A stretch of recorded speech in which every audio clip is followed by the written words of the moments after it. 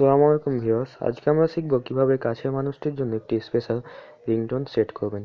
এই জন্য আপনি প্রথমে নাম্বার বুকে যাবেন, এরপরে আপনার কাছের মানুষটির নাম সেট করবেন, যেমন মাদার।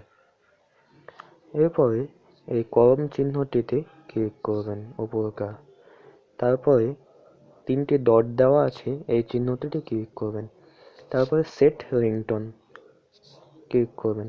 এরপরে যে কোনো একটা রিংটোন সিলেক্ট করে দিবেন, যেমন ফ্রুটি ফোন বা আইস ওয়ার্ড। এটি সিলেক্ট করে ওকে করে দিবেন, তাহলেই হয়ে গেল। এরপর আপনার আম্মু কল করলে আপনার এই রিংটি বেজে উঠবে এবং আপনি জানতে পেরে যাবেন। ধন্যবাদ সবাইকে।